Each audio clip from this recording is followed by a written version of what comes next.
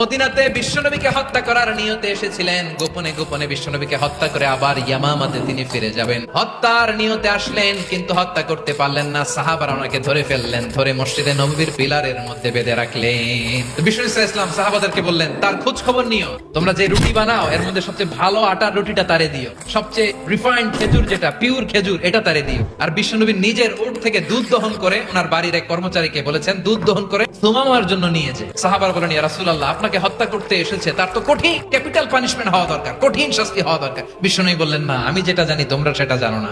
বিশ্বনবী সুমামার কাছে গেলেন। প্রথম দিন যে তিনি কালেমার দাওয়াত দিলেন, ইমানের দাওয়াত দিলেন, ইসলামের দাওয়াত দিলেন। পরের দিন যে বিশ্বনবী সালাতের দাওয়াত দিলেন, যাকাতের দাওয়াত দিলেন। ইসলাম কি, কিভাবে, কেমন করে পালন করতে হয় চমৎকার আর্টিকুলেট করতে শুরু করলেন। তন্ময় হয়ে সুমামা ইবনে উসাল রাদিয়াল্লাহু তাআলা আনহু বিশ্বনবীর কথাগুলো শুনতে আরম্ভ করলো। টানা 3 দিন বিশ্বনবী সুমামার কাছে ইসলামকে প্রেজেন্ট করেছেন, উপস্থাপন করেছেন। টানা 3 দিন যখন ইসলামের সুমহান বাণী উপস্থাপন শেষ, তাকে আপ্যায়ন শেষ, বিশ্বনবী বললেন সাহাবাদেরকে, যাও এবার সুমামার হাতের পায়ের রশি দুটো খুলে দাও।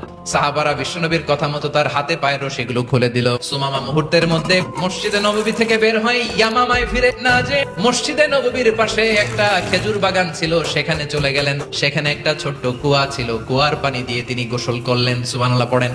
কুয়ার পানি দিয়ে গোসল করে মসজিদে নববীর সামনে এসে বিশ্বনবী এবং সাহাবাদের সামনে দাঁড়িয়ে সাব্বাবা উঁচু করে বললেন, আশহাদু আল্লা ইলাহা ইল্লাল্লাহ ওয়া আশহাদু আন্না মুহাম্মাদান আবদুহু ওয়া রাসূলুহু। আল্লাহু আকবার।